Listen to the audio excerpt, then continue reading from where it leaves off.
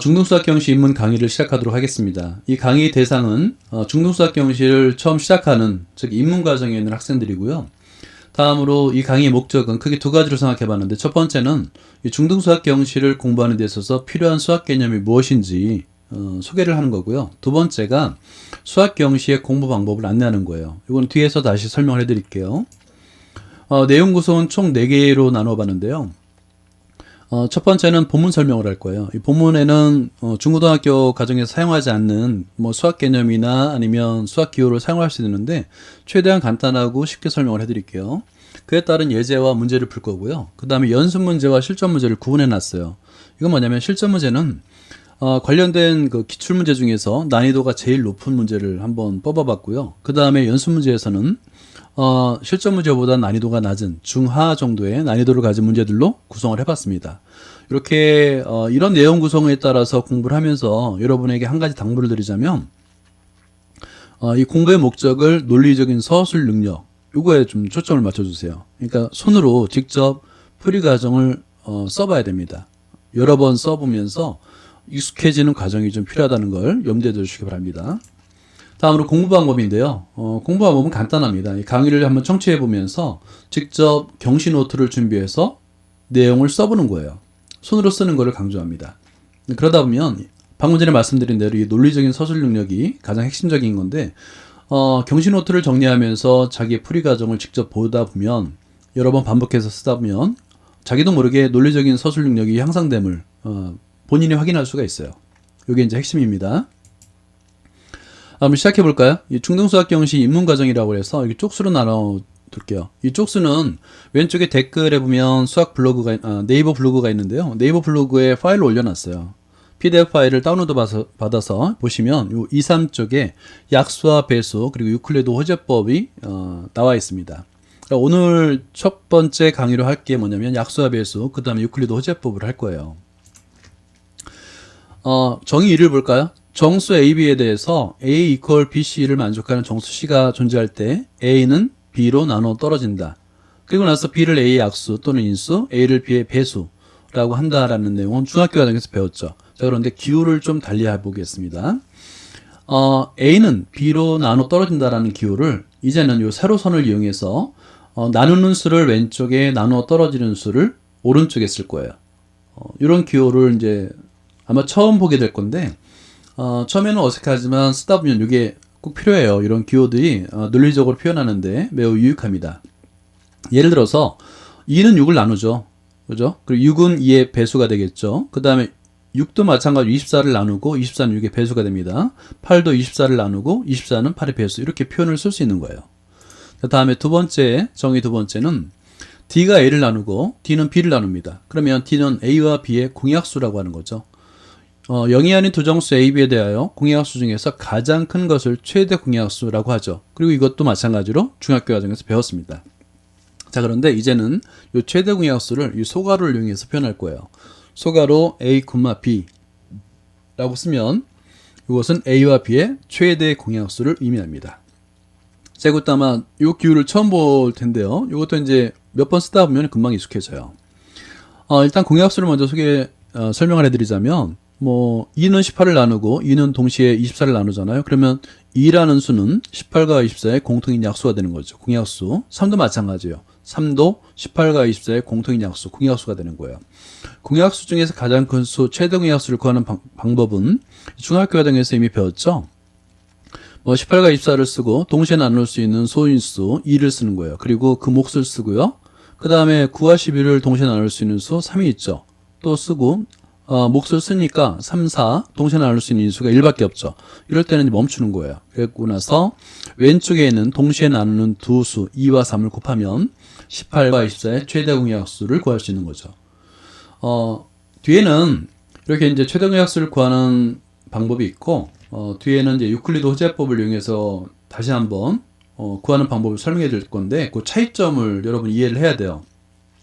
예를 들어서 어떤 두 수의 최대 공약수를 구하라는 문제가 나왔는데, 공통의 인수가 이렇게 뻔히 보이잖아요. 2. 그죠? 이럴 때는 사실은 여러분이 알고 있는 이렇게 동시에 나누는 방법이 제일 편리해요. 자, 그런데 유클리드 호재법은 왜 배우냐면, 이렇게 공통인 소인수가 뭔지를 찾기가 어려운 아주 큰 두 수가 있을 때, 그럴 때는 이렇게 공통인 인수를 생각해내기 어려워요. 그럴 때는 유클리드 호체법을 쓰는 거예요. 뒤에서 다시 한번 설명해 드리도록 하겠습니다. 세 번째 정의를 볼까요? 0이 아닌 두 정수 A, B에 대해서 A가 C를 나누고 B도 C를 나눕니다. 일때 C를 A와 B의 공배수라고 하고요. A와 B의 공배수 중에서 가장 큰 양의 정수를 최소 공배수라고 해요. 어떤 책에 따르면 최소 공배수도 마찬가지로 A와 B의 중괄호 또는 대괄호를 사용해서 표현하기도 하는데요. 여기서는 안 할게요. 예를 들어서 18은 71을 나누죠. 마찬가지로 24도 71을 나누잖아요. 그러면 72는 18과 24의 공통인 배수, 즉 공배수가 되는 거예요. 그리고 18과 24의 최소 공배수 구하는 과정도 여러분이 이미 배웠죠. 방금 전에 했던 대로 동시에 나누는 수 2와 3이 있고 3, 4 동시에 나누는 소인수가 없잖아요. 그럼 멈춘 다음에 요 4개의 수 2, 3, 3, 4를 곱하면 2의 3승 곱하기 3의 제곱이 되는데 72가 되죠. 요 72가 바로 18과 24의 최소 공배수가 된다는 거를 알 수 있죠. 그죠? 자, 다음에 정리라는 게 있는데요. 정리는 뭐냐면 증명된 사실이에요. 이게 옳다고 증명된 사실인데요. 예를 들어서 여러분이 이것도 이제 이미 배운 건데 한번 다시 해볼까요? 두 자연수 또는 다항식이어도 됩니다. A, B에 대해서 A를 B로 나눈 나머지를 R이라고 합니다. 이때 R은 영어로 리마인더가 있어요. 나머지 머리 글자 R을 따는 겁니다. 그러면 A와 B의 최대 공약수는 B와 R의 최대 공약수와 같다입니다. 다시 한번 볼까요? A와 B의 최대 공약수는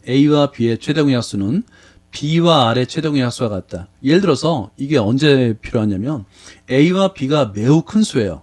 매우 그 공통인 약수를 못 찾겠어요. 자, 그런데 이렇게 큰 수의 최대 공약수를 구하는 것보다 아무래도 R은 B보다 작잖아요. 그죠? 작은 수예요. 나눈 나머지니까 그때 B와 R의 최대 공약수를 구하는 게 좀 더 쉽죠. 그죠? 그게 만족한다는 거예요. 다시 한번 이거를 기호로 표현하면 A equal BQ 플러스 R로 표현된다는 거죠. 이때 R은 당연히 0보다 큰 것 같고 B보다 작아요. 0인 경우는 나누어 떨어지는 경우죠. 자, 그랬을 때 A와 B의 최대 공약수는 B와 R의 최대 공약수와 같다. 이게 만약에 성립한다면 A, B의 최대 공약수 구하는 것보다 B, R의 최대 공약수 구하는 게 훨씬 더 편리하다라는 거예요. 이 개념이 뒤에서 나오는 유클리드 호체법의 핵심 개념이 됩니다. 한번 증명해 볼까요? 이 증명 과정 꼭 여러분이 경시 노트에다가 꼭 따라서 써보기 바랍니다. 일단 먼저 A, B의 최대 공약수를 G라고 한번 표현해 보는 거예요. 그렇다면 여기서는 A는 GA, B는 GB로 표현할 수 있죠. 이때 소문자 A, B는 서로소예요. 그리고 이 표현도 여러분이 좀 익숙해지면 좋은데요. 두 수 A, B가 서로소이다라는 표현을 이렇게 최대 공약수를 이용해서 소문자 A, B의 최대 공약수는 1이다 라는 표현으로 쓸 수가 있는 거예요. 이것도 기억해두면 굉장히 편리합니다. 지금 방금 전에 설명했던 대로 A는 BQ 플러스 R로 표현될 수 있는데 대입을 해보는 거예요. 그러면 GA는 GBQ 플러스 R로 표현할 수 있고 이 GBQ를 이항한 다음에 R은 이렇게 되겠죠. 근데 공통인 인수 G가 있으니까 묶어주면 G 곱하기 A-BQ가 되는데요. 이때 B와 A-BQ는 서로소예요. 이거는 이제 뒤에서 보조 정리로 증명을 해드릴게요. 그렇다면 일단은 이 R을 볼까요? 공통인 인수, 인수 G를 가지고 있죠. 그리고 A-BQ는 요 B, B에서는 인수 B가 있는데 소문자 B가 있는데 서로 소예요. 따라서 B와 R의 최대 공약수는 G가 되는 거예요. 이 G는 A, B의 최대 공약수 G와 같죠. 따라서 A, B의 최대 공약수를 구하는 것보다는 BG의 최대 공약수 G를 구하는 게 편리하다. 이게 이제 할 수 있는 거예요. 증명된 사실입니다. 이제 보조 정리를 설명해 드릴게요. A, B가 서로소이면 B와 A-BQ도 서로소이다라는 뜻인데요. 우리가 이제 귀류법을 많이 써요. 여러분 귀류법 알고 있겠지만 한번 수학경시 노트에다 한번 적어볼까요? 귀류법은 결론 오른쪽에 있는 게 결론이 돼요. 결론을 부정하여 가정은 왼쪽에 있는 식입니다. 가정의 모순됨을 보이는 방법이에요. 다시 한번 귀류법은 결론을 부정하여 가정의 모순됨을 보이는 증명 방법입니다. 요거를 꼭 기억해 두세요. 그럼 결론을 부정해 볼까요? 서로소 즉 1이라고 했는 최대 공약수 1이라고 했는데 부정하면 최대 공약수 1이 아니다라는 것이 되겠죠. 그죠? 따라서 공통인 인수 m이 존재하는데 그 값은 1보다 큰 수 또는 1이 아닌 수가 되겠죠. 그래서 B는 mk, A-BQ도 mk 프라임 이렇게 m을 공통인 인수로 가지고 있다가 되는 거예요. 부정하면 라 하면 자, 그래서 이제 두 번째, 요 마이너스 BQ를 오른쪽으로 이항하면 A 값은 BQ 플러스 MK 프라임이 되는데, 요 B에다가 MK를 대입하는 거예요. 그러면 MKQ 플러스 MK 프라임이 되겠죠? 그럼 공통인 인수 M이 있네요. 묶어주면 M 곱하기 KQ 플러스 K 프라임이 되는데, 이때 이 M은 A에도 A의 약수이면서 동시에 B의 약수죠. 따라서 M은 A, B의 공약수가 됩니다. 근데 이건 모순이죠. 왜냐면 조건에서 가정에서 A, B는 서로서라고 그랬거든요. 최동의 약수 1밖에 없다라고 했는데 가정에 모순되죠. 따라서 결론을 부정하면 안 된다는 얘기예요. 그죠? 결론이 맞다라는 뜻입니다. 그래서 B와 A-BQ의 최동의 약수는 1이다. 이게 성립함을 증명을 한 겁니다. 이 기류법 잘 기억을 해두세요. 자, 이제 드디어 유클리드 호재법이 나왔네요. 유클리드 호재법은 방금 전에 설명해 드린 대로 두 수의 그 최대 공약수를 구하는 방법을 말하는데요. 이거는 이미 중학교 과정에서 배웠는데 라고 할 수 있는데 그 차이점을 여러분이 꼭 알고 있어야 돼요. 중학교 과정에서 배운 것은 두 수가 있는데 두 수의 공통인 인수를 쉽게 찾을 수 있는 두 수예요. 반면에 유클리드 호재법은 언제 쓰냐면 두 수의 A, B가 있는데 이 A, B의 공통인 인수를 쉽게 찾을 수 없을 때예요. 매우 크고 공통인 인수가 뭐지? 라고 이제 알 수가 없을 때 쓰는 방법입니다. 이 차이점을 이해를 해두세요. 근데 원리는 굉장히 간단해요. 두 양의정수 A, B에 대하여 A는 BQ, 그러니까 이때 A가 B보다 크다라는 가정을 먼저 해두세요. 그때 큰 수를 작은 수로 나누는 거예요. 그때 나머지가 있겠죠. 나머지가 만약에 0이 아니에요. 그럼 B보다 작겠죠. 그랬을 때 방금 전에 설명드린 대로 A와 B의 최동의 약수는 B와 R1의 최동의 약수 같다이잖아요. 그죠? 그런데 B와 R1도 굉장히 큰 수예요. 그러면 또 나눠주는 거예요. B를 이번에는 R1으로 나눠주는 겁니다. 그럼 몫이 있겠고 나머지가 R2예요. 또 나눠 떨어지지 않네요. 그러면 A, B의 최동의 약수는 B와 R1의 최동의 약수인데 다시 한번 같은 성질에 의해서 R1과 R2의 최동의 약수가 같죠. 그죠? 당연히 R2는 R1보다 작은 수가 됩니다. 점점 숫자들이 작아지죠. 이와 같은 과정을 계속 반복하는 거예요. 언제까지? 어떤 나머지가 있는데 그 수를 이제 나머지 보다 작은 나머지로 나눴어요. 나눴더니 나머지가 0이 될 때까지 계속 반복하는 거예요. 그러면 이때 R1으로 나눴더니 나머지 0이 됐잖아요. 이때 A와 B의 최동의 약수는 Rn이다. Rn이 된다라는 걸 찾는 겁니다. 이런 방법을 유클리드 호재법이라고 부르는 거예요. 자, 그러면 이 증명을 한번 수식으로 쓰면 이런 거예요. A, B, 그러니까 정리 2를 사용하면 이게 증명이 바로 되는 거예요. A, B의 최동의 약수는 R1이었죠. B와 R1의 최동의 약수 같다 하기에 정리 1이었지 않습니까? 똑같은 과정의 정리에 의해서 이 최동의 약수 값은 R1과 R2의 최동의 약수 같죠. 계속 반복하는 거예요. R의 n-1과 Rn의 최동의 약수 같은데 이때는 Rn-1이 Rn의 배수가 되잖아요. 그죠? 그러니까 당연히 Rn이 최동의 약수가 되는 거예요. 굉장히 간단합니다. 증명은. 자, 그러면 언제 사용하느냐? 예를 들어서 이런 거예요. 3528과 그 다음에 1092 최동약수인데 사실 이때 공통인 인수 2가 있잖아요. 그냥 나눠주면 돼요. 근데 이거보다 더 큰 수가 있고 공통인 인수를 알 수 없을 때를 예상을 해두세요. 그럴 때는 이 큰 수를 작은 수로 나눠주는 겁니다. 나눴죠? 3528을 1092로 나눴더니 몫이 3이고 나머지가 250이에요. 그러면 이 두 수의 최동의 약수는 1092와 250의 최동의 약수가 같죠. 그죠? 다시 한번 1092를 250으로 나눠주는 거예요. 그랬더니 몫이 4이고 나머지가 84죠. 그러면 이번에는 1092와 250의 약수는 최동의 약수는 252와 84의 최동의 약수가 같죠. 또 한 번 나눠주는 거예요.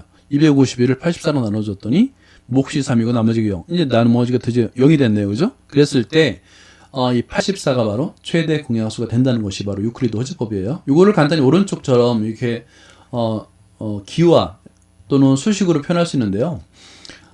여기서 이제 작은 수를 왼쪽, 큰 수를 오른쪽에 보통 써요. 그런 다음에 3528을 1092로 나누죠. 그랬을 때 몫을 큰 수 오른쪽에 써주는 겁니다. 3. 그리고 급한 결과를 큰 수 아래쪽에 3276을 써주는 거예요. 그리고 빼줘요. 그러면 250이죠? 그러면 이제 1092보다 작아졌으니까 이제 이번에는 1092를 252로 나눌 때 몫을 1092 왼쪽에 써주고요. 곱한 결과를 1008로 써주고요. 그 다음에 뺀 결과를 84로 써주는 거예요. 이제 84가 250보다 작으니까 이번엔 84로 250을 나눠야 될 거 아닙니까? 그때 몫을 252 오른쪽에 써주고요. 그 다음에 곱한 결과 252 쓰고 나머지가 0이네. 그죠? 이렇게 써주는 거예요. 자, 그랬을 때 이렇게 나눠 떨어지게 되는 바로 이 나머지 즉 84가 최대 공약수이다. 이렇게 구하는 것을 바로 유클리드 호재법이라고 불러요. 여러분은 요 공식을 외운다기보다 요 개념을 이해하고 나서 뭐 왼쪽처럼 써나 오른쪽처럼 쓰나 상관없어요. 그러니까 유클리드 호재법이 무엇이다 라는 개념만 이해하면 됩니다. 예, 첫 번째 강의는 여기서 마치겠습니다. 고생했습니다.